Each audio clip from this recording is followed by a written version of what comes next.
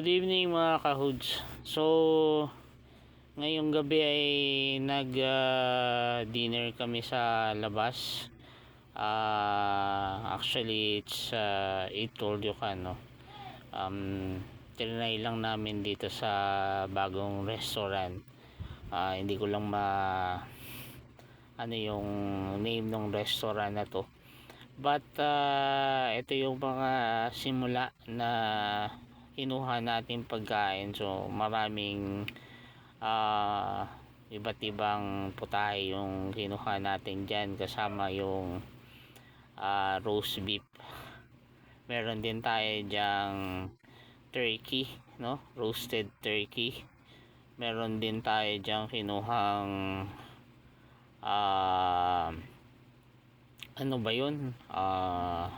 Lamb. So kumuha din tayo ng lamb at trinay nating tikman kung normally kasi pag lamb medyo alam niyo yun, yung mga yung lasang mango, di ba? Ganun yung lamb. But surprisingly hindi naman natin masyadong malasahan yung maanggong lasa ng lamb, no? Actually na-enjoy ko rin yung lasa ng lamb na to. Kasi yung unang tikim ko nung lamb na ganito ay nung birthday ko, siguro mga 10 years ago, no? Kasi nag-attend ako sa birthday ng dating boss ko, yung governor ng Palawan, no? Nag-birthday kasi siya, tapos nagkataon yun na Saturday ginanap yung birthday party niya sa Shangri-La dito sa EDSA, no? Yung malapit dyan sa SM Mega Mall. Actually yung June 28 siya nag-celebrate, which is Saturday, na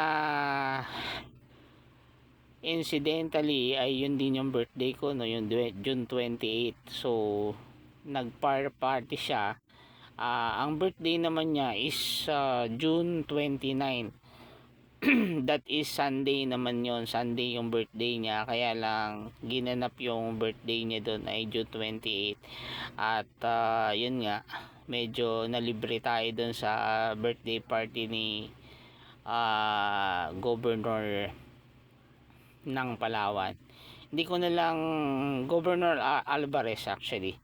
So si chairman. So yun ay owner ng Philpos, no? Nung na privatize yung Philpos ay siya yung nakabili nung Philpos na yon. Binenta yun ni Era Pistrada noon. So na privatize yun galing sa GOCC, no? At doon natin natikman yung lamb. Isa yun sa, actually konti lang yung pagkain doon eh. Parang 7, I think mga 7 lang yung pagkain doon na mapagpipilian. At first time tayong naka-experience doon sa birthday party ng isang sikat na politician. So nakita natin doon sila Bina Morales, si Martin Rivera, si Kay Brosa, si Agot Isidro, basta maraming ano doon. Hindi ko na lang ma-recall yung ibang artista na nag-perform doon sa birthday nung boss ko dati, no? So doon natin natikman yung lamb. At actually ang nakakatawa doon, binati niya ako ng happy birthday din that time, at binati ko rin siya ng happy birthday. So actually yung araw na yun ay totoo lang ay birthday ko, hindi niya birthday.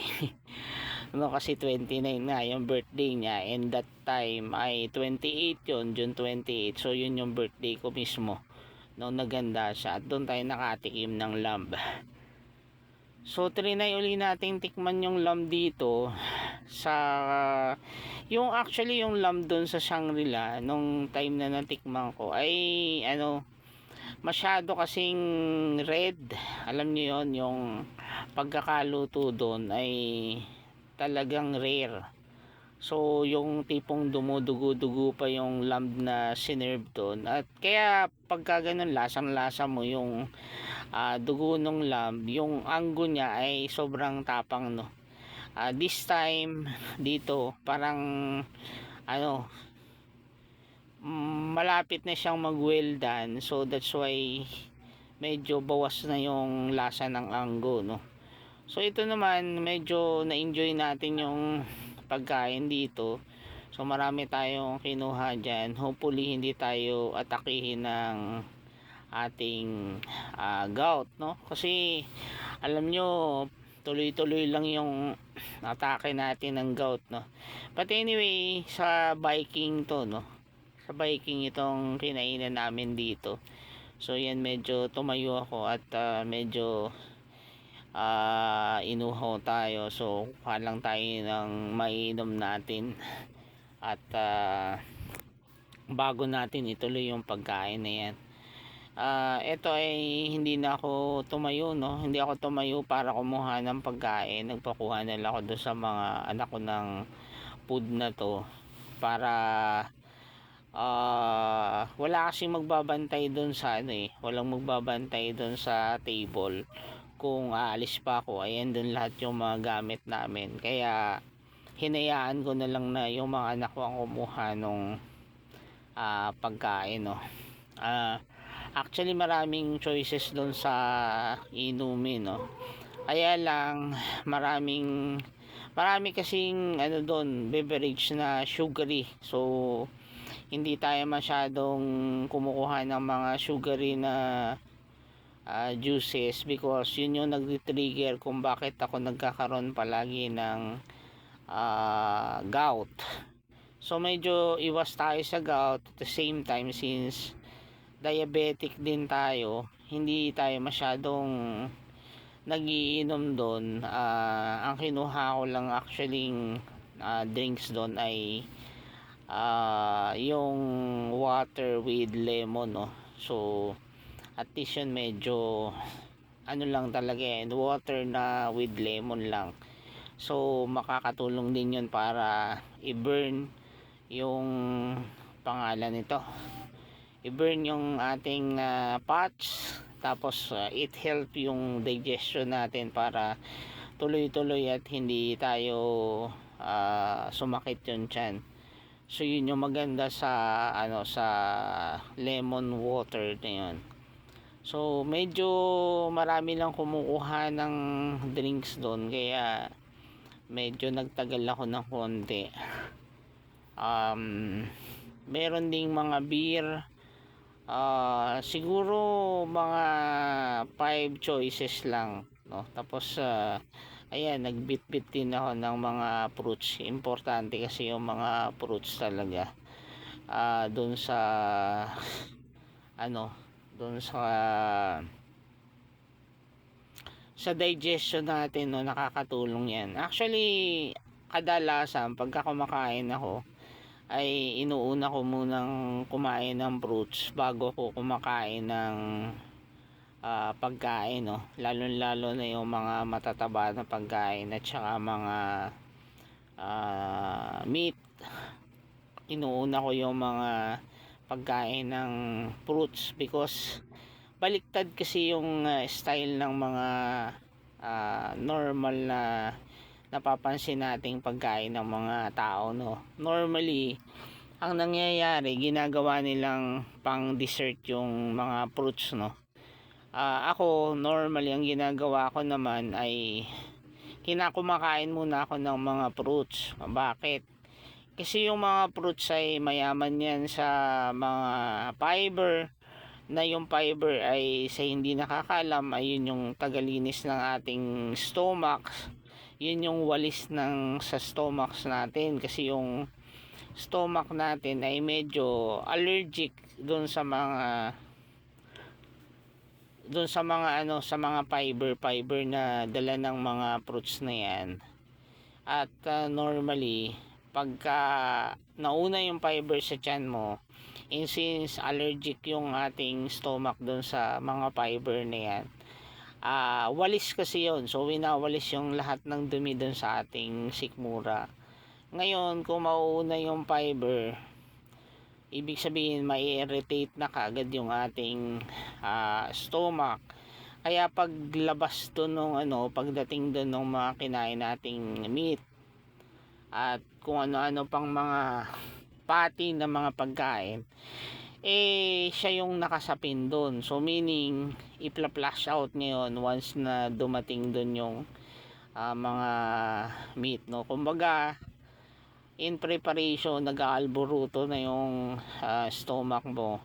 Kaya pag kumain ka, ipla-flush out lahat yung kinain mo. So masasama yun doon. At yun ang minsan nagpapa-healthy doon sa pagkain natin. Kasi sa hindi nakakapagtanong, maganda yung bowel movement natin, no. Regular tayo at every morning talagang ganon, no. Anyway, pass muna tayo dyan at kumakain tayo, no? Ayan, medyo naparami yung pagkain ko dyan, no.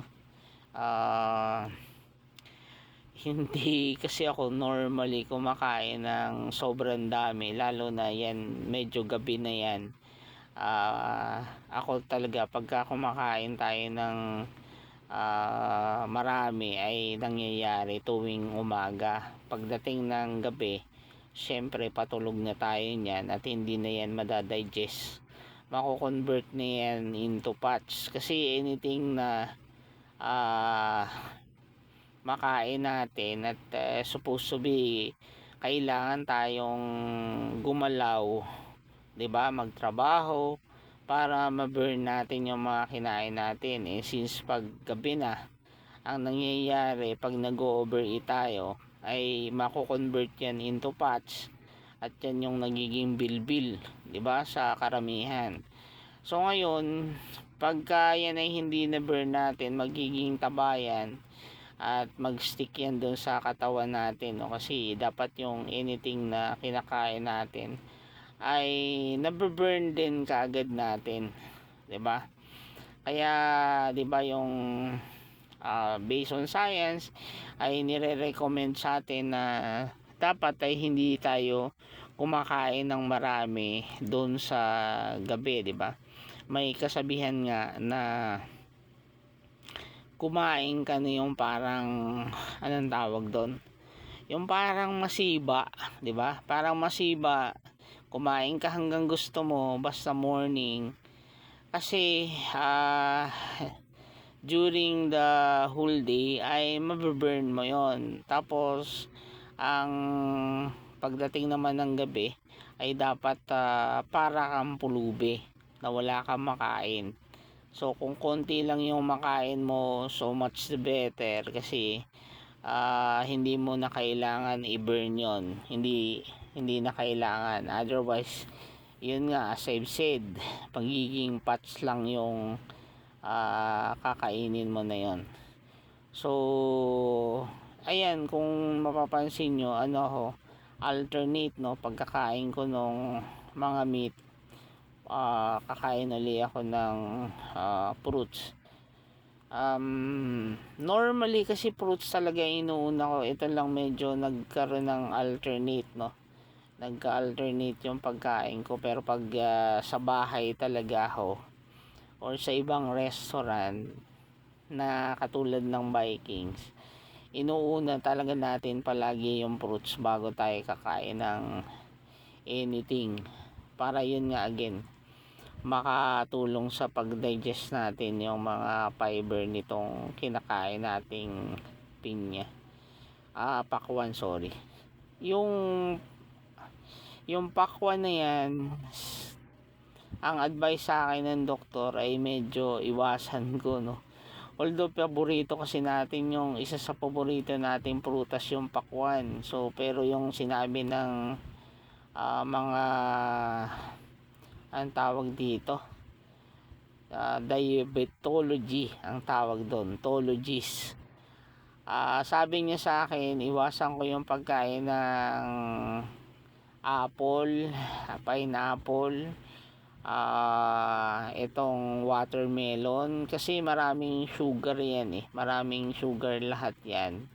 At ang dapat na kinakain yung mga kiwi, mga dragon fruits. Ayan, nakakatulong yan na na magpapayat at hindi tumaas yung ating blood sugar, while yung other na na-mention ko kanina ay matataas yung component ng sugar doon, no? In fact, kung apple lang kakainin mo ay it should be yung green apple, no? Kasi yung green apple kukunti lang yung sugar nun as compared with the red ones, no? O kaya yung Fuji apple or Washington apple or strawberry apple. Lahat yun ay medyo matataas yung sugar. So ang kadalasan na nire-recommend ay yung green apple, kiwi. Yan, yung mga yan yung kadalasang nire-recommend na kainin ng tulad kong diabetic, para sa ganun ay hindi yun makadagdag doon sa pagtaas ng ating blood sugar. Kasi alam niyo naman, meron tayong sakit sa bato at meron din tayong sa fatty liver. So yung pagkain ng sugary ay hindi actually pinagbabawal sa atin ng ating mga doktor or pinapabawasan, no? Dapat isang slice lang kung maaari. Ito naman yung papaya na kinuha ko. Okay din yan, medyo matamis din yung papaya na yan, at bawal din tayo bawal din tayo dun sa matamis na papayang ganyan, no? Pero sobrang hilig ko kasi sa hindi ako malakas sa kanin eh. Hindi ako mahilig sa mga cakes. Pero sobrang lakas ko talaga pagdating sa fruits na mga ganito. Yung actually, alam kung familiar kayo dun sa dalanghita. Dalanghita kasi ang tawag dun, dalandan dito sa Maynila, no? Nung bata pa ako, kaya kong upuan yung isang timba. Yung isang timba ng dalandan na yan ay kaya kong kainin ng isang upuan lang. So ganun ako kalakas sa fruits. Even yung banana, yung isang piling na banana ay saglit ko lang yung kakainin. So ngayon nga, 'di ba, usong-uso yung anong tawag dito, rambutan. Yung rambutan na presyo ngayon is 40 pesos na. 'Di ba? Nagmura na yung rambutan. So normally yung 2 kilos na rambutan na yan ay isang upuan ko lang kapos pa. Buti kaya lang gano'n, nililimit ko lang sa 2 kilos. Although bawal din yon kasi matamis din yung rambutan na yon. At yung 2 kilong rambutan na yon sa isang upuan ay napakataas ng sugar na makukuha ko doon. In fact, ngayon nga ang taba na naman nung paa ko, no? Ang taba na naman ng paa ko at medyo nararamdaman ko na naman na atakihin na naman ako ng gout. Dahil pulang-pula yung buhol ko, yung buhol ng paa ko ay pulang-pula. Ganon din yung aking wrist. 'Di ba? Meron din diyang parang nakaumbok din na buto sa wrist natin. Ayun, namamaga din 'yon. Tas yan palang kinakain kong yan, tawilis yan eh. Tawilis yung kinakain ko na yan. Actually ang tawilis bawal din yan because mataas naman ang purine yan at nakakapagdulot naman yan ng ang pangalan to, nakakapagdulot naman yan ng uric acid. So pero tumikim lang tayo niyan at na-miss natin yung tawilis na yan. Hindi naman ako masyadong fan ng tawilis, no? Hindi ako na masyadong fan ng tawilis, but trinay lang nating kumain yan at ayun, trinay natin kung anong lasa. Actually matabang yung tawilis na to compare dun sa ang tawag natin dun sa tawilis din yata ang tawag natin dun sa nasa dagat naman na kamukha nito na maraming tinik, 'di ba? Tamban pala, sorry, tamban pala yung kinakain natin. Yung tamban ay masarap yon, 'di ba? Kung kabisado niyo yung tamban ay napakasarap nung gawing bola-bola kamukha ng balila. Ay doon kung anong tawag dito sa Manila ng isdang balila. Parehas yan na sobrang dami ng tinik at ang hirap himayin, no? Pero pag hinimay mo yan at ginawa mong fishball ay hindi mo na kailangan ng binders, no? Hindi mo na kailangan maglagay ng egg,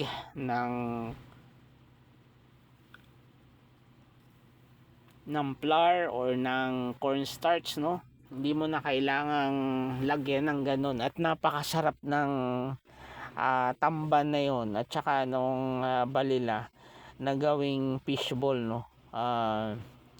With hot and spicy sauce ay sobrang may enjoy mo yun. Kasi yung isa sa mga uncle ko, although patay na yon, sa Pitogo, napakagaling nung gumawa ng fishball na gawa sa balila or sa tamban. One of the best talaga yung ang tawag doon, fishball na ginagawa niya gamit yung balila at saka yung tamban na yun. Either of the two, parehas lang naman silang magsinlasa. Napakalinamnam ng isdang yan, although napakarami ng tinik, 'di ba? Napakarami ng tinik doon sa mga pamilyar sa tamban. So ito, bali hindi na ako kumuha, no, kahit eat all you can yan, hindi na tayo nag-refill ng pagkain kasi nga minimize natin yung sobrang intake ng pagkain, lalo na pag ganitong paggabi na, no. Ayaw naman nating mag overeating, pero overeating na yan for me kasi nga normally pagka gabi hindi tayo kumakain, no. Malakas tayong kumain pag morning, pero pagka gabi medyo iniiwasan na natin yan at kung kaya talaga hindi na tayo kumakain talaga ng dinner. Lalo ngayon naka-diet kasi ako. Naka-diet ako ng 16 hours based dun sa suggestion ng doktor ko.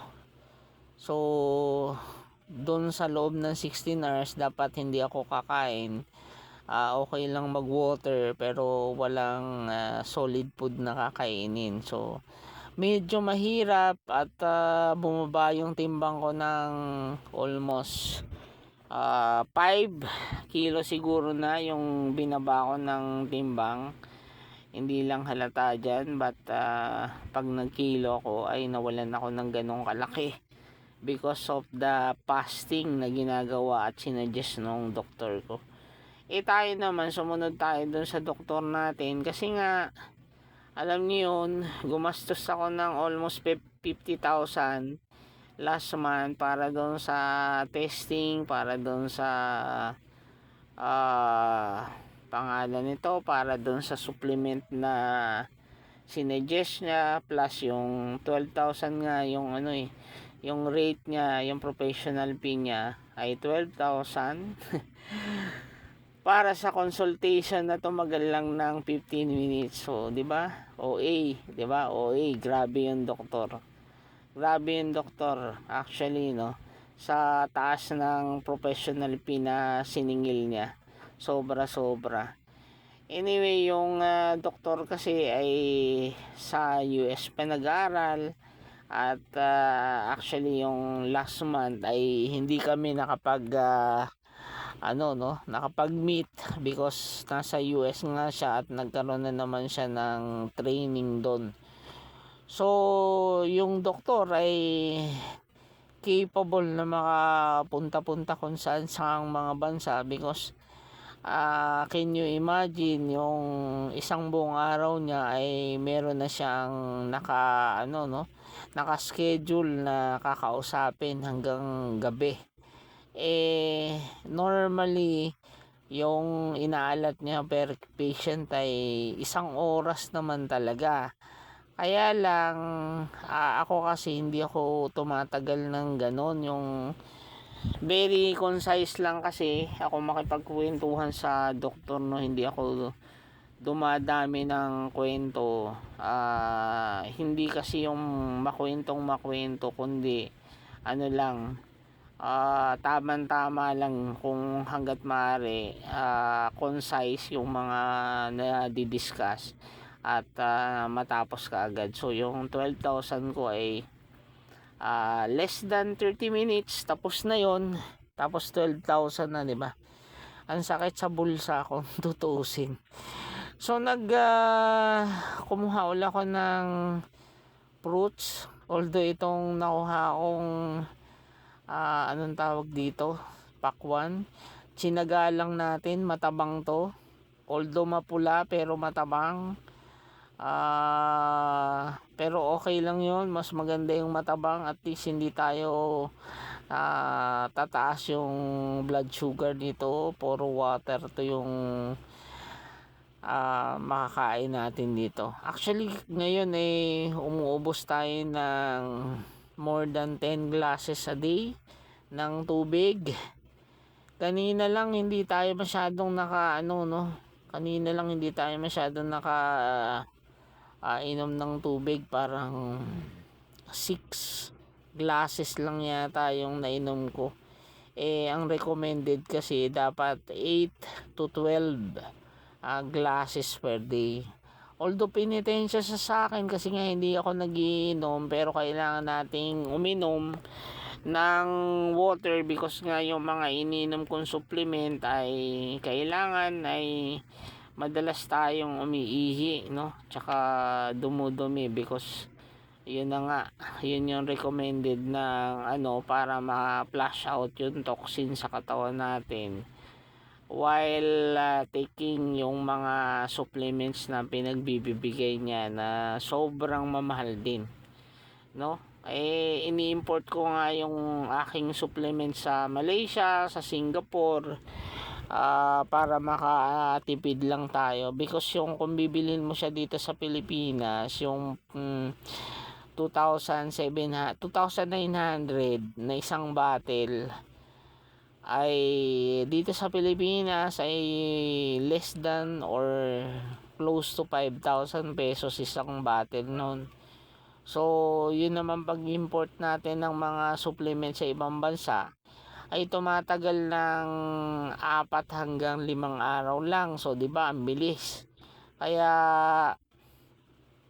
hindi na ako kaya hindi ako bumibili dito sa Pilipinas, kundi nag-i-import talaga ako para medyo makatipid naman tayo.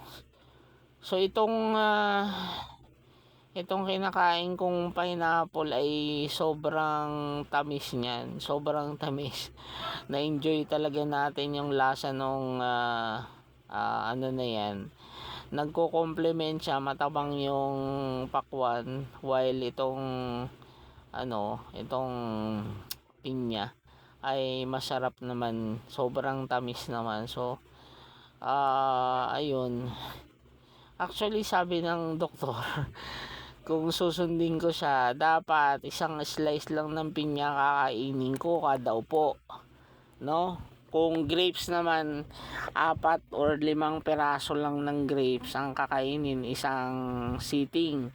So dapat hindi lalampas doon, kasi kung hindi, mataas kasi yung mga sugar contents niyan at magti-trigger doon sa aking diabetes. So yun na lang muna, at patapos na rin tong video. Papaalam na ako sa inyo, at hanggang sa muli, abang-abang lang dun sa mga ipopost ulit natin na mga ibang pagkakataon or ibang travel, ibang food trip, ibang mga experiences at kung ano-ano pa. So ganun pa man ay sana na-enjoy nyo yung yung panonood ng video sa akin sa araw na to. At abang-abang kayo dun sa mga susunod pang mga videos na i-upload natin at gagawa natin ng content na katulad nito. At yun